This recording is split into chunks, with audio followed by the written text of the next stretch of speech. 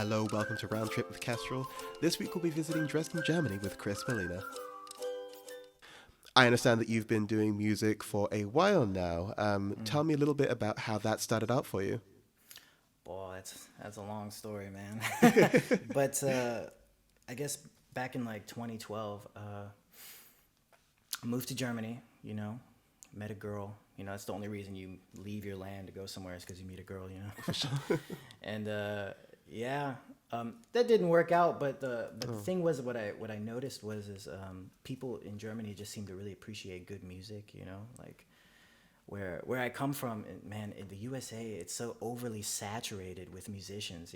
Everybody's a musician, everybody's making something. It's like so hard to get your name out there, and it's a little oversaturated in Europe too. But I feel like at least Germans like give you a chance. Like if they like your music, they'll actually follow you, and they'll actually like be a fan. They won't. It's not like in America, everyone's like, I love your music, and they never even listen to it. It's like, just that like surfacey kind of. You're that one indie like musician they can reference whenever in the conversation, but then like nothing else. Exactly. Oh man, that would be great to know that I'm like some like weird topic that somebody throws out to impress people at parties. That would be awesome. I Do guess you listen to never Christopher Molina? Who's that? Yeah, I wouldn't be surprised you've ever heard of them. Exactly. Yeah, he's just so out there. You don't forget it. But But I moved here and I started playing music on the street, and that was like, I wouldn't say it was like my introduction to music, but because I had already been a musician before, but I was mostly playing like local shows in the USA, and I was also playing in churches actually, because it's really hard to get like gigs. So I was just like, kind of just playing in local churches, and people listened, so it was nice. And but then I came to Germany, and I just played on the street all the time. And what I noticed is people, if you can sing and play, people will stop and listen, and give you money. I mean, if you can do it good, there's money to be made. I think that's what every musician wants to hear. Yeah, exactly. And playing on the street every day really kind of transformed me. It transformed my voice, transformed my playing. It transformed my knowledge as well. I mean, when you're playing on the street, when people don't like what you're singing, it's so obvious. And if they do like it, it's obvious too. That's the great thing. You can really like sort of test your songs or test the waters on certain things you've never done before. And I've seen every reaction under the sun, I've seen people just walk by shaking their heads in disappointment, like no joke, and I'm just like, what? Why'd you do that? Like, there's no point in that, but they do it anyways, I don't know.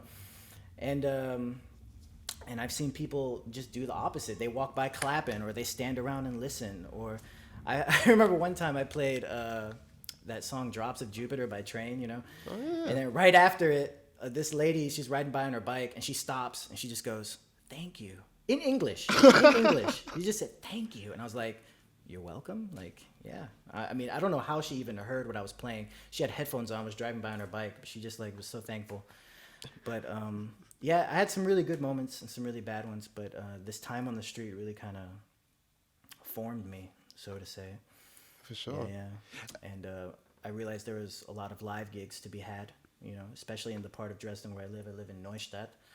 And there's like just lots of young people and a lot of students and a lot of families as well. And the thing, like Germans, they work really hard, and because they work hard, they also want to relax, So when good entertainment is available, they, in their relaxing time, they want to, hear some good music or be entertained somehow, like everybody else, after work, And I found like my little niche where I can just get in there and just like kind of make music after people get off work, kind of, in like different bars and different restaurants and stuff like that. And it ended up working pretty good for a while, And then at some point I was like, yeah, I'm tired of playing bars. I'm tired of playing cafes. And I started like teaching myself how to record music, just that whole like, I don't know, just that American mentality, I guess. I hate to say that, but it's just like, this whole like do it yourself kind of attitude, where in which it's just funny since I've been in Germany, everyone's like, "Oh, are you going to school for recording, or are you going to school for this?" You know, like you even need to get a degree to clean toilets in Germany. Like they don't let you just do anything. Right. Okay. You know, and I was like, "No, I'm not going to school. I'm just gonna teach myself." You know, Yeah. and yeah, and I just bought like a cheap microphone and like a weird interface, like a cheap interface, like I think a Tascam or something like that, and I just started making the worst recordings you can imagine. Because that's how it starts. You just, It is. you know, at the beginning, you write a bunch of songs and you record them and they sound horrible. And sometimes you don't even realize the song is bad until you hear it back, you know? Yeah. And the first time I heard my voice sung back to me, I was like, oh, I'm never singing again. Maybe I'll just be a guitar player. There's nothing wrong with that, you know? There's no shame. But something in me was like, no, Chris, you like to sing too. Yeah, it's no big deal. And of course, I got good at it and everything, but I even got good at songwriting. Just something about hearing your songs back at you. You can look at them from a different perspective. You know, playing it and singing it's different because you feel a certain way about the song. But then hearing it back, you can have like a more objective opinion. Be like, you know, this song's kind of boring, and at this part, you know, it's like, I don't know, it doesn't fit. And you know, you have all these like thoughts running through your head about songs, about your own songs that, for some reason, you can't have these same kind of thoughts when you're singing it. You know, you can't have these same like, oh man, German and English is fighting in my brain right now. I can't remember the word. Observations. Right. You can't have these same observations about your songs when you're singing and playing it. So, it's helped a lot. You know. Oh, that's good to hear. You've touched on a couple of points already, but I did want to ask. Now that you find yourself in Dresden, how much has that impacted your creativity going forward, or has it at all? Has your like American upbringing like persevered throughout your time here? No, actually, the American side of me slowly died. You know, really, it did. Yeah. It's just funny. You don't realize how American you are until you go to another land. You know, and like I was raised, like really like in the USA where I was raised, it was like I grew up in a black ghetto. It was all black. All my friends were black. Everybody's black. You know, and I loved it. And I was like, this is all I know. And the rest of the world was just something I saw on TV. You know, it's like it didn't even exist, even. You know, and I grew up in school, and you know, and like in the school, they were always saying how great America was, and how we're the best country ever. And there's these crazy countries out there like Iran and Iraq and Baghdad. And to me, Baghdad was just a silly word. I'm like, oh, Baghdad, you know, like you just didn't take it seriously, you know, because you're in safe America where nothing bad happens, you know, except for the school shooting every week, you know. So, but and it was just like, I don't know. It was the rest of the world was so surreal. It was like, oh, that's just a weird thing I'll never experience. And then you leave the USA, and you actually encounter like people who think differently and have different perspectives on life, and they value things differently than you do, you know. And materialism, for example, like one of the big ones is materialism. Like in the USA, materialism is such a big thing, you know.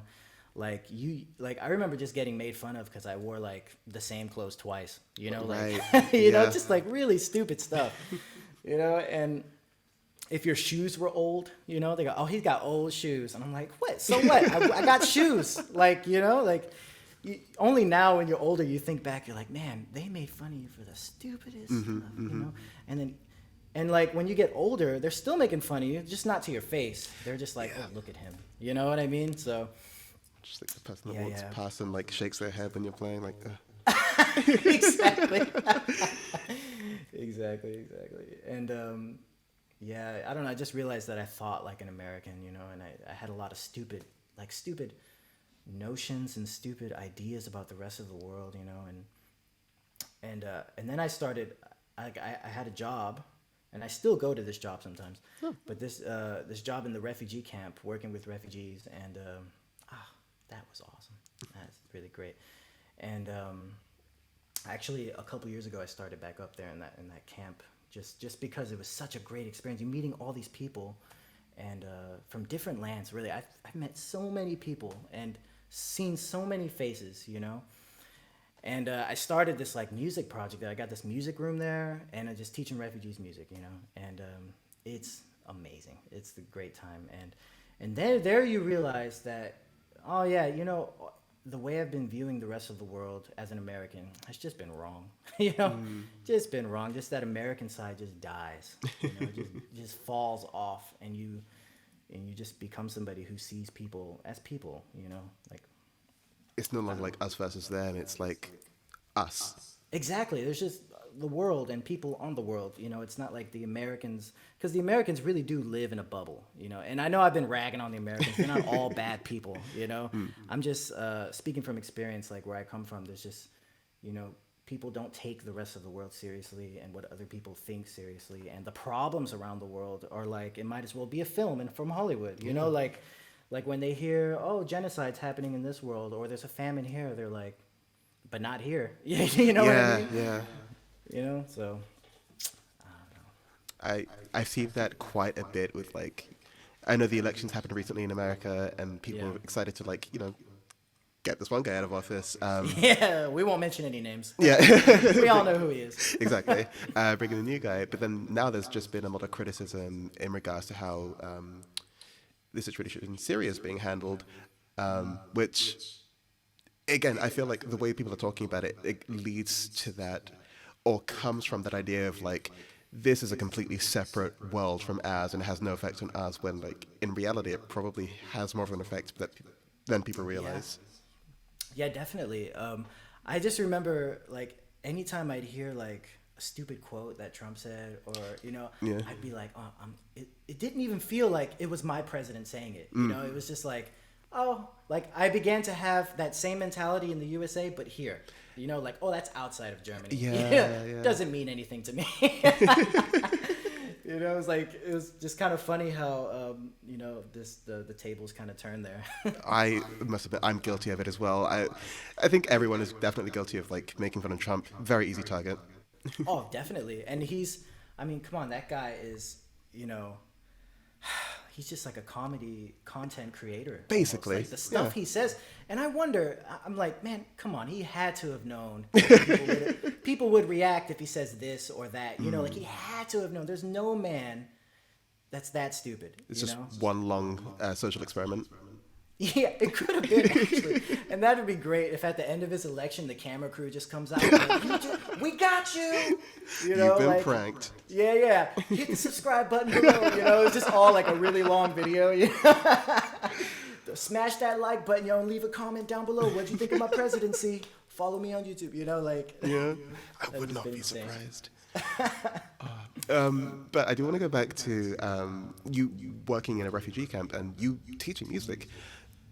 Now, do you feel like what you've done has had like an impact on like the people you've been helping? Definitely, because you know, I can't say too much about the camps because we have sure. a law here about data protection and all that. But definitely, the camps are like a waiting area. You know, like before they get like sort of transferred to their own apartment or somewhere else where they need to be. You know, and we got some people there who are handicapped and they need special apartments that are ground floor with a ramp and stuff.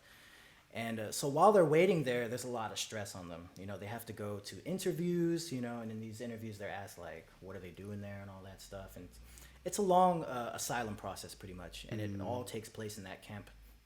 And while they're there, they're pretty stressed, you know, and they're also trying to learn German, you know. Oh, like man, they're yeah. giving their all to learn German because they want to integrate into society, you know. They you know, and here I come and I'm just like, yeah, take your mind off all that for an hour or two a day, you know. Come and learn drums. I'll teach you drums, or I'll teach you piano, or I'll teach you guitar, I'll teach you bass. We can sing, whatever, you know, and it becomes like music therapy to a certain degree, you know. And there's people there who are musically inclined, people there who are already musicians. And oddly enough, you know, like, it was funny, I meet a handful of people who are like super interested in their traditional music from their lands. You know, they're like, oh, can you teach me that? And I'm like, nope. Because like really the Eastern Harmony stuff is crazy. I managed to learn a bit of it, but it's pretty difficult. But it was funny, the first like band I put together in the camp, it was two Persian guys and a guy from Syria who I'm still friends with to this day. And one of the Persian guys, we're best friends to this day. That was like 5 years ago. Nice. And we were learning Avril Lavigne songs. Now that to me is hilarious. You think about it. I got 3 Middle Eastern guys and an American in a refugee camp in Germany playing Avril Lavigne songs. Like, that's just crazy to me. So many dots connecting. Yeah. Yeah. And it was just funny, like, cause like I didn't even suggest the Avril Lavigne songs. Like, one of the guys was like, "Hey man, you know Avril Lavigne?" And I'm like, "What? You're asking me if I know Avril Lavigne?" Of course. You know. Yeah. And but I guess like in some of those lands, they're kind of like behind on the times. You know. Like I even met a guy in the camp who thought like Tupac was still alive and stuff like that. Ooh. And I'm like, no, it's sort of a long story. Just Google it. I don't want to break the news to you, buddy. Oh no. Yeah. Thank you so much, Chris. This has been very insightful and very wonderful. This has been another episode of Round Trip. Thank you for listening, and we'll see you next week.